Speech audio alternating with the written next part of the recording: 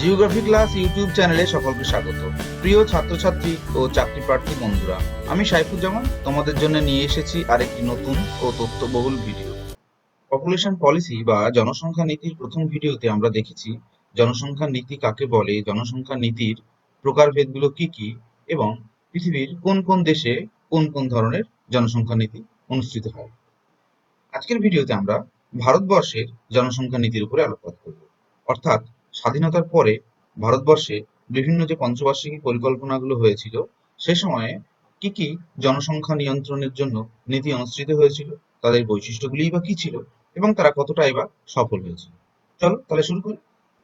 ভারত একটি অনুন্নত দেশ থেকে উন্নয়নশীল দেশের পথে অগ্রসরমান দেশ, যার জনসংখ্যা বরাবরই দেশের অর্থনৈতিক সম্পদের তুলনায় বেশি ছিল। 1947 সালের আগে ভারত ব্রিটিশ সরকারের অধীনে ছিল আমরা জানি, যার ফলে ভারতবর্ষের অধিক জনসংখ্যা ও তার তাৎক্ষণিক এবং সুদূরপ্রসারী প্রভাব নিয়ে ভাবনাচিন্তা বিশেষ এগোয়নি, বা বলতে গেলে তৎকালীন ব্রিটিশ সরকার এটা নিয়ে খুব বেশি ভাবেনি, যার ফলে জনসংখ্যা নিয়ন্ত্রণে সেরকম কোনো উল্লেখযোগ্য পদক্ষেপও আমরা স্বাধীনতার আগে দেখতে পাই না। অধিক জন্মহারে আক্রান্ত ও পিছিয়ে পড়া, দরিদ্র, অসচেতন জনসংখ্যাই ছিল ভারতবর্ষের প্রধান বৈশিষ্ট্য। নানা রকম মহামারী, দুর্ভিক্ষ ইত্যাদি লেগেই থাকতো এবং সে কারণে মৃত্যু হারও কিন্তু যথেষ্টই বেশি ছিল।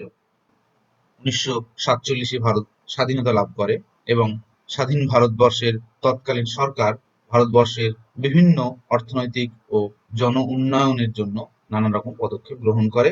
তার একটা হচ্ছে জনসংখ্যার নিয়ন্ত্রণ ও জনসংখ্যার গুণগত মান বৃদ্ধির জন্য গৃহীত পদক্ষেপ। ভারতবর্ষে জনসংখ্যা নিয়ন্ত্রণ ও জনসংখ্যার গুণগত মান বৃদ্ধির জন্য প্রয়োজনীয় পরিকল্পনা ও নীতি অনুসরণ করা শুরু হয় স্বাধীনতার পর থেকেই, বলতে গেলে একেবারে প্রথম পঞ্চবার্ষিকী পরিকল্পনার হাত ধরে। ভারতবর্ষের এই দীর্ঘ 70 বছরের জনসংখ্যা নিয়ন্ত্রণ নীতির ইতিহাস ও গতি প্রকৃতি বিচার করলে আমরা একে 4টি পর্যায়ে ভাগ করে আলোচনা করতে পারি। 1947 থেকে 1951 এই সময়টাকে আমরা বলতে পারি পিরিয়ড অফ নিউট্রালিটি। 1951 থেকে 1961 এই সময়টাকে আমরা বলতে পারি পিরিয়ড অফ এক্সপেরিমেন্টেশন।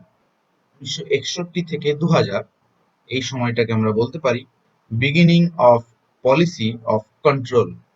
এবং 2000 সাল ও তার পরবর্তী সময়ের যে সমস্ত জনসংখ্যা নীতি অনুসৃত হয়েছিল সেটাকে আমরা বলতে পারি basically population policy as national গোল।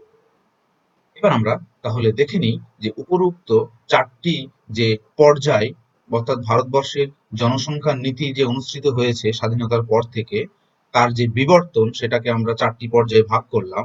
তার প্রথম পর্যায়টিতে কি কি বৈশিষ্ট্য আমরা দেখতে পেয়েছি বা কি কি পরিকল্পনায় বা গৃহীত হয়েছে। 1951 থেকে 61 অর্থাৎ প্রথম ও দ্বিতীয় পঞ্চবার্ষিকী পরিকল্পনা, যেটাকে আমরা ফ্যামিলি প্ল্যানিং প্রোগ্রাম 1 বা clinical approach of population policy. ভারতবর্ষে যে সময় প্রথম পঞ্চবার্ষিকী পরিকল্পনা শুরু হয় তখন ইতিমধ্যে ভারতবর্ষের জনসংখ্যা 36 কোটি পার করেছে। প্রথম পঞ্চবার্ষিকী পরিকল্পনায় এটা উপলব্ধি করা হয় যে এই বিপুল জনসংখ্যা ইতিমধ্যে ভারতের সীমিত অর্থনীতির উপর চাপ তৈরি করেছে। স্বল্প সময়ের মধ্যে যদিও এই জনসংখ্যার দ্রুত বৃদ্ধি বন্ধ করা সম্ভব নয়, কিন্তু তাকে নিয়ন্ত্রণ করা প্রয়োজন এবং তার জন্য দরকার অতিরিক্ত জন্মহারকে নিয়ন্ত্রণ করা। প্রথম পঞ্চবার্ষিকী পরিকল্পনার একটি অনুচ্ছেদে তাই বলা হয়েছে, there is no doubt that given a situation in which shortage of capital equipment rather than of labor is the main limiting factor in development, and rapidly growing population is apt to become more a source of embarrassment than of help to a program for raising standard of living. তাই জন্মহার নিয়ন্ত্রণের মাধ্যমে জনসংখ্যার নিয়ন্ত্রণ প্রধান গুরুত্বপূর্ণ বিষয় হিসেবে গৃহীত হয় প্রথম পঞ্চবার্ষিকী পরিকল্পনা থেকেই। এবার আমরা দেখি যে এই প্রথম এবং দ্বিতীয় পঞ্চবার্ষিকী পরিকল্পনাতে যে সমস্ত উদ্দেশ্যগুলি গৃহীত হয়েছিল জনসংখ্যা নিয়ন্ত্রণের ক্ষেত্রে সেগুলো কি কি। প্রথম পঞ্চবার্ষিকী পরিকল্পনায় যে জনসংখ্যা নিয়ন্ত্রণ নীতি অনুসৃত হয় সেটাকে পরিবার সীমিতীকরণ পরিকল্পনা বা স্মল ফ্যামিলি প্ল্যানিং প্রোগ্রাম হিসাবে পরিগণিত হয়। এই পরিকল্পনার প্রধান যে লক্ষ্যগুলি ছিল সেগুলি হলো জনসংখ্যার দ্রুত গতির বৃদ্ধির সঠিক কারণ অনুসন্ধান করা, ২ নম্বর জনসংখ্যা নিয়ন্ত্রণের জন্য সঠিক পরিবার পরিকল্পনা পদ্ধতি আবিষ্কার ও সেই পদ্ধতি প্রয়োগে প্রয়োজনীয় জ্ঞান আহরণ করা, ৩ নম্বর পরিবার পরিকল্পনা বিষয়ে জনসাধারণকে সচেতন করা, ৪ নম্বর সরকারি হাসপাতাল, সরকারি বিভিন্ন সংস্থায় পরিবার পরিকল্পনাকে একটি অবিচ্ছেদ্য অংশ হিসাবে তৈরি করার ঘোষণা করা। এবার আমরা দেখি এই পরিকল্পনার কি কি অ্যাচিভমেন্টস হয়েছিল বা কোন কোন চ্যালেঞ্জের সম্মুখীন হয়েছিল।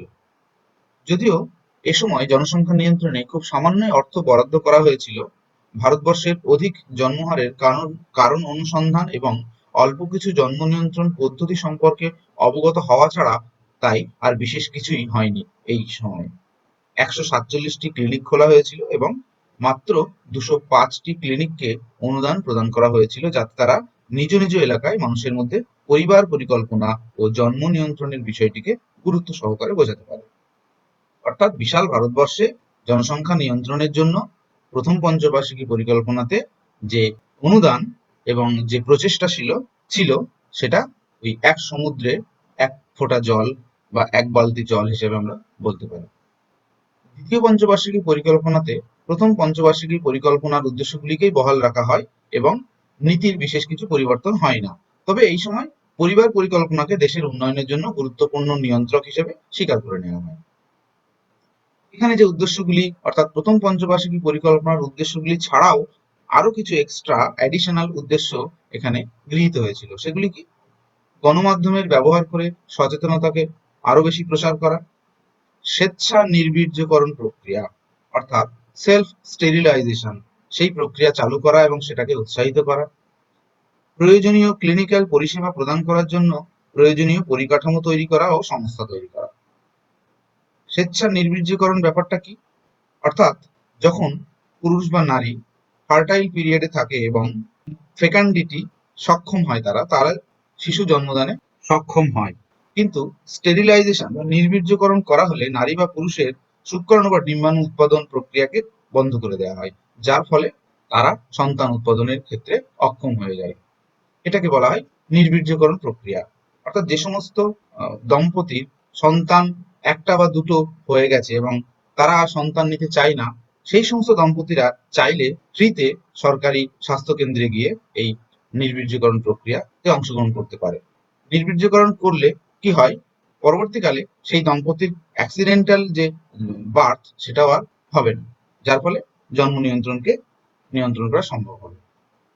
নেক্সট, সরকারি ও অন্যান্য ক্লিনিকে কর্মরত কর্মীদের পরিবার পরিকল্পনা বিষয়ে যথেষ্ট ট্রেনিং এর ব্যবস্থা করা, প্রয়োজনীয় উপকরণ সরবরাহ করা ও পরিবার পরিকল্পনা বিষয়ে গবেষণাকে উৎসাহিত করা। এই হলো দ্বিতীয় পঞ্চবার্ষিকী পরিকল্পনার অ্যাডিশনাল উদ্দেশ্য। এর পাশাপাশি প্রথম পঞ্চবার্ষিকী পরিকল্পনার উদ্দেশ্যগুলিকেও এখানে বহাল রাখা হয়েছিল। এবার আমরা দেখি যে এই দ্বিতীয় পঞ্চবার্ষিকী পরিকল্পনার অ্যাচিভমেন্টস গুলো কি ছিল বা কি কি চ্যালেঞ্জের সম্মুখীন হতে হয়েছিল। দ্বিতীয় পঞ্চবার্ষিকী পরিকল্পনাকালীন যে সমস্ত উদ্দেশ্যগুলি গৃহীত হয়েছিল তাকে সফল করতে খুব সামান্যই অর্থ বরাদ্দ করা হচ্ছিল, অর্থাৎ মাত্র ৫ কোটি টাকা। এর সঙ্গে রাজ্য স্তরে পরিবার পরিকল্পনা অফিসার পদ তৈরি করা ও কেন্দ্রে পরিবার পরিকল্পনা নির্দেশক বা ফ্যামিলি প্ল্যানিং ডাইরেক্টরেট তৈরি করা হয়। কিন্তু বরাদ্দকৃত অর্থের পরিমাণ খুবই সামান্য ছিল। এই ৫ কোটি টাকার মধ্যে আবার মাত্র ২ কোটি টাকা খরচ করা হয়েছিল, অর্থাৎ ৩ কোটি টাকা খরচ করা হয়নি। অর্থাৎ বরাদ্দকৃত অর্থই ছিল খুব সামান্য, তারও আবার 50% কম খরচ করা হয়েছিল। তাহলে বোঝাই যাচ্ছে যে দ্বিতীয় পঞ্চবার্ষিকী পরিকল্পনাতে জনসংখ্যা নিয়ন্ত্রণের যে উদ্দেশ্য সেটা কতটা সফল হয়েছিল। গ্রামীণ এলাকায় ২০০০টি এবং শহরে ৫০০টি পরিবার পরিকল্পনা ক্লিনিক স্থাপন করার উদ্যোগ নেওয়া হয়, কিন্তু বাস্তবে গ্রামীণ এলাকাতে মাত্র ১,০৭৯টি এবং শহরে ৪২৩টি ক্লিনিক স্থাপন করা সম্ভব হয়। তাই প্রথম ও দ্বিতীয় পঞ্চবার্ষিকী পরিকল্পনার সময়কালকে ভারতের পরিবার পরিকল্পনার ইতিহাসে ক্লিনিক্যাল অ্যাপ্রোচ নামে পরিচিত। তৃতীয় পঞ্চবার্ষিকী পরিকল্পনা ও পরবর্তী বার্ষিক পরিকল্পনা কাল অর্থাৎ ১৯৬১ থেকে ৬৬ এবং ১৯৬৬ থেকে ১৯৬৯। এই সময়ে পরিবার পরিকল্পনা বিষয়ে যে সমস্ত উদ্দেশ্যগুলি গৃহীত হয়েছিল সেগুলি হলো পরিবার পরিকল্পনা বিষয়ে শিক্ষাদান এবং উৎসাহ প্রদান, পরিবার পরিকল্পনায় উৎসাহী পরিবারকে প্রয়োজনীয় পরিষেবা প্রদান, পরিবার পরিকল্পনা বিষয়ক যন্ত্রপাতি ও সরঞ্জামের সরবরাহ সুনিশ্চিত করা, কর্মীদের প্রয়োজনীয় ট্রেনিং এর ব্যবস্থা করা, প্রয়োজনীয় গবেষণাতে উৎসাহ প্রদান ও অনুদান প্রদান। বার্ষিক পরিকল্পনাকালে অর্থাৎ 1966 থেকে 1969 এই সময়ে পরিবার পরিকল্পনা ও জন্ম নিয়ন্ত্রণকে গুরুত্ব সহকারে দেখা হয়, ফলে পরিবার পরিকল্পনা খাতে বরাদ্দ যথেষ্ট বৃদ্ধি করা হয়। এই সময়ে অর্থাৎ তৃতীয় পঞ্চবার্ষিকী পরিকল্পনা ও পরবর্তী বার্ষিক পরিকল্পনা সময়ে কি কি অ্যাচিভমেন্টস হয়েছে জনসংখ্যা নিয়ন্ত্রণের ক্ষেত্রে এবং চ্যালেঞ্জগুলি কি ছিল। এই সময় পরিবার পরিকল্পনা প্রোগ্রামে 1963টি শিক্ষা প্রদান কর্মসূচি গ্রহণ করা হয়, অর্থাৎ পরিবার পরিকল্পনা বিষয়ক যে এডুকেশন সেটাকে গ্রহণ করা হয় এবং সারা দেশ জুড়ে সেই শিক্ষা প্রদানের নানা ধরনের কর্মসূচি গ্রহণ করা হয়। সমষ্টি উন্নয়ন অর্থাৎ যেটাকে আমরা ব্লক ডেভেলপমেন্ট বলে থাকি এবং কৃষি উন্নয়ন বা অর্থাৎ এগ্রিকালচারাল ডেভেলপমেন্টের মতো এটাকেও প্রশাসনিক পর্যায়ে গুরুত্ব দিয়ে বিবেচনা করা শুরু হয়। অর্থাৎ তৃতীয় পঞ্চবার্ষিকী পরিকল্পনাতে ব্লক ডেভেলপমেন্ট জন্য সারা ভারত জুড়ে যে সমষ্টি উন্নয়ন আধিকারিক বা ব্লক ডেভেলপমেন্ট অফিসার যেটাকে আমরা বিডিও বলে জানি সেটা তৈরি করা হয়েছিল এবং কৃষি উন্নয়নকে গুরুত্ব সহকারে বিবেচনা করা হয়েছিল।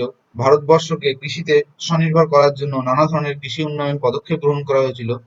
ঠিক তেমনি জনসংখ্যা নিয়ন্ত্রণ কর্মসূচিকেও সম গুরুত্ব দিয়ে এই সময় নেওয়া হয় সরকারিভাবে।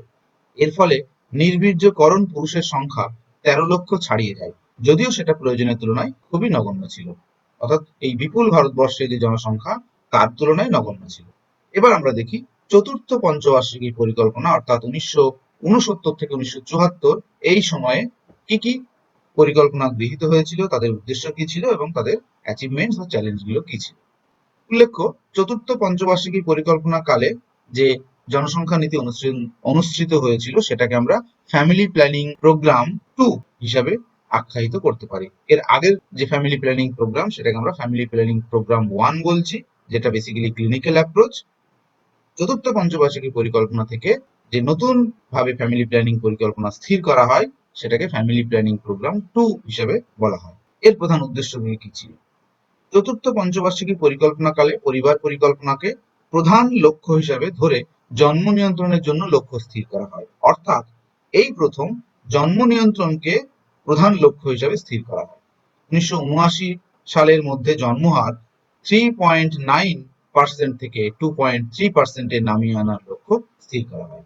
এজন্য যে সমস্ত পরিকল্পনাগুলি গ্রহণ করা হয় সেগুলি হলো ছোট পরিবার সুখী পরিবার, এই কথাটিকে সমাজে জনপ্রিয় করে তোলার জন্য প্রয়োজনীয় পদক্ষেপ করা, পরিবার পরিকল্পনা ও জন্ম নিয়ন্ত্রণ বিষয়ে মানুষকে আরো বেশি শিক্ষিত ও সচেতন করে তোলা এবং জন্ম নিয়ন্ত্রণের জন্য প্রয়োজনীয় সরঞ্জামকে সহজলভ্য করার দিকে নজর দেওয়া।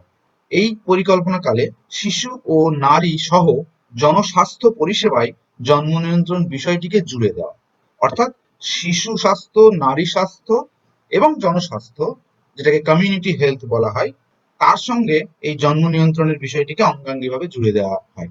এই পরিকল্পনাকালে গুরুত্বপূর্ণ যে বিষয়টি গৃহীত হয়েছিল বা গুরুত্বপূর্ণ যে নীতিটি গৃহীত হয়েছিল সেটাকে বলা হয় পোস্ট পার্টেম স্কিম, যা যথেষ্ট সাড়া প্রদানকারী সাফল্য এনে দেয়।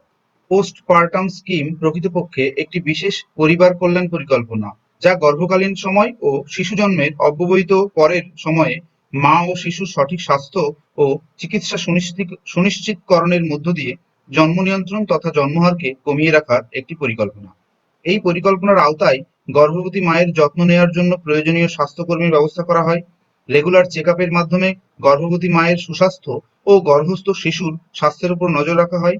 শিশুর জন্ম যাতে দক্ষ ডাক্তার বা নার্সের হাতে হয় সে বিষয়টা নিশ্চিত করা হয়। এর জন্য প্রেগন্যান্সির সার্বিক নথিভুক্তিকরণ অর্থাৎ 100% প্রেগন্যান্সির নথিভুক্তির দিকে লক্ষ্য রাখা হয়। শিশু জন্মের পর থেকে প্রথম 1 বছর বয়স পর্যন্ত শিশুর ও মায়ের স্বাস্থ্যকে দেখাশোনার জন্য বিনামূল্যে সরকারি স্বাস্থ্য পরিষেবা প্রদান করা হয়। এর প্রত্যক্ষ ফলশ্রুতি হলো অনিচ্ছাকৃত প্রেগন্যান্সি বা কাছাকাছি প্রেগন্যান্সি আটকানো, তথা জন্মের দ্বিতীয় বছরেও জন্ম নিয়ন্ত্রণ পদ্ধতি ব্যবহার সুনিশ্চিত করা হয়, যার ফলে জন্মহারে লাগাম টানা সম্ভব হয়। 1972 সালে মেডিকেল টার্মিনেশন অফ প্রেগন্যান্সি আইন চালু হয় জনসংখ্যা নিয়ন্ত্রণের উদ্দেশ্যে। এবার আমরা দেখি এই চতুর্থ পরিকল্পনাকালে আমাদের অ্যাচিভমেন্টস গুলো কি ছিল বা চ্যালেঞ্জ গুলো কি ছিল। এই পরিকল্পনাকালে মোট 286 কোটি টাকা বরাদ্দ করা হয় এবং কম্পালসারি স্টেরিলাইজেশন প্রোগ্রামের মাধ্যমে 90 লক্ষ যুগলকে নির্ধারণ করা হয় এবং আরো 60 লক্ষ যুগলকে পরিবার পরিকল্পনার আওতায় আনা হয়। যদিও এবারও ধার্যকৃত লক্ষ্য অর্জন করা সম্ভব হয়নি। এর কারণ হিসেবে যেগুলি চিহ্নিত করা হয় সেগুলি হলো পর্যাপ্ত প্রশিক্ষিত কর্মীর অভাব, যথেষ্ট পরিমাণে নির্বীর্যকরণ ও পরিবার পরিকল্পনার জন্য খুব প্রয়োজনীয় সরঞ্জামের ঘাটতি ইত্যাদি। এবার আমরা পঞ্চম পঞ্চবার্ষিকী পরিকল্পনা অর্থাৎ 1974 থেকে 1979 এই সময়ে যে জনসংখ্যা নীতি অনুসৃত হয়েছিল সেটার দিকে তাকাবো। এটাকে ফ্যামিলি প্ল্যানিং প্রোগ্রাম 3 বলা হচ্ছে। উদ্দেশ্যগুলি কি ছিল? চতুর্থ পঞ্চবার্ষিকী পরিকল্পনার লক্ষ্য এবং উদ্দেশ্যগুলিকেই পঞ্চম পঞ্চবার্ষিকী পরিকল্পনাতে গৃহীত হয়। 1984 সালের মধ্যে জন্মহার প্রতি হাজারে 30 থেকে 25-এ নামিয়ে আনার লক্ষ্য স্থির করা হয়। এখানে যেটা গুরুত্বপূর্ণ বিষয় ছিল সেটা হচ্ছে কম্পালসারি স্টেরিলাইজেশন, যার আওতায় 4.4 মিলিয়ন অর্থাৎ 44 লক্ষ দম্পতিকে নির্বীর্যকরণ করা হয়, বাধ্যতামূলক নির্বীর্যকরণ করা হয়। ব্যাপারটা কি? এটা হচ্ছে ইন্দিরা গান্ধীর সময় জনসংখ্যা দেশের সব থেকে বড় বিপদ, অর্থাৎ এই যে অতিরিক্ত জনসংখ্যার বৃদ্ধি সেটা দেশের সব থেকে বড় বিপদ, সেটা অনুধাবন করে এবং তারই পরামর্শে যে সমস্ত দম্পতির একটা বা দুটো বাচ্চা হয়ে গেছে তাদেরকে বাধ্যতামূলকভাবে নির্বীর্যকরণ করা হয়, অর্থাৎ তাদের ইচ্ছা না হলেও তাদেরকে জোর করে নির্বীর্যকরণ করে দেওয়া হয়।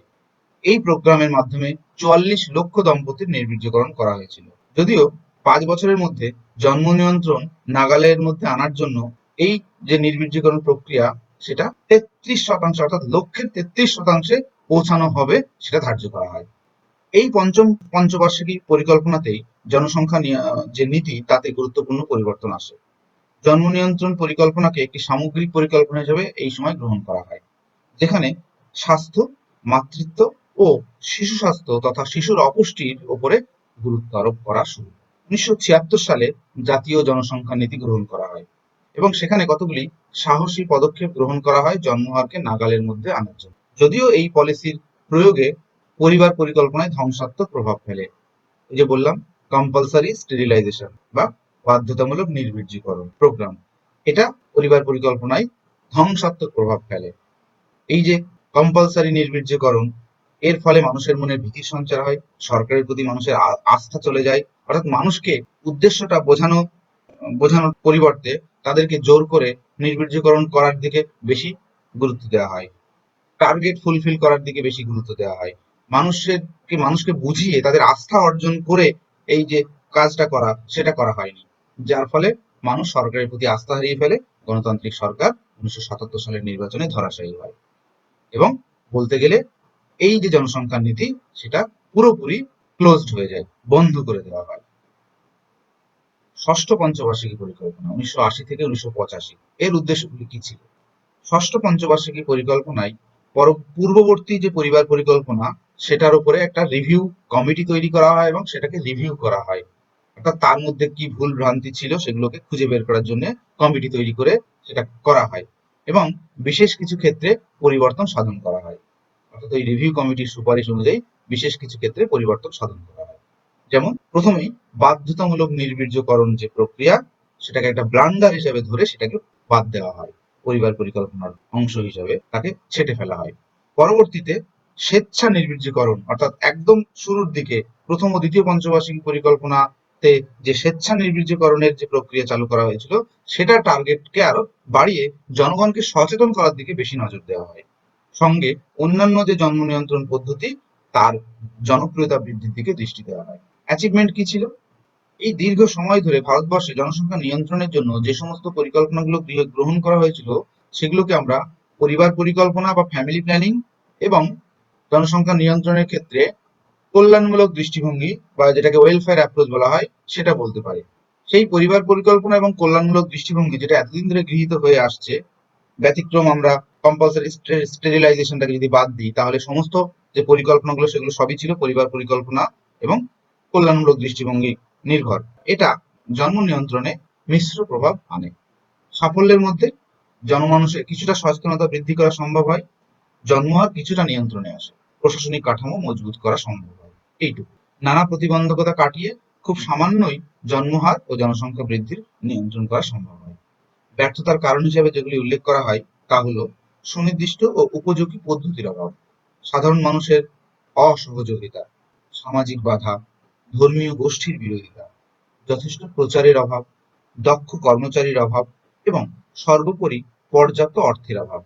আমরা শুরু থেকেই দেখেছি যে জনসংখ্যা নিয়ন্ত্রণের ব্যাপারটা সরকার যতটা বেশি গুরুত্ব সহকারে বলার চেষ্টা করেছে, এটাকে কাজে রূপান্তরিত করার জন্য বা এর লক্ষ্যগুলিকে পূর্ণ মাত্রায় সফল করার জন্য যা যা দরকার, সেটা পরিকাঠামো উন্নয়ন বলি, সেটা প্রশাসনিক লেভেলে যথেষ্ট কর্মী তৈরি করা বলি, বা বিভিন্ন জন্ম নিয়ন্ত্রণ পদ্ধতিকে অ্যাডপ্ট করা, গ্রহণ করা এবং সেই সংক্রান্ত যথেষ্ট উপাদান উপকরণ অ্যাভেলেবল করা মানুষের কাছে, সে বিষয়ে যে যথেষ্ট ফান্ডের দরকার হয় সে বিষয়ে কিন্তু সরকার ততটা জোর দেয়নি।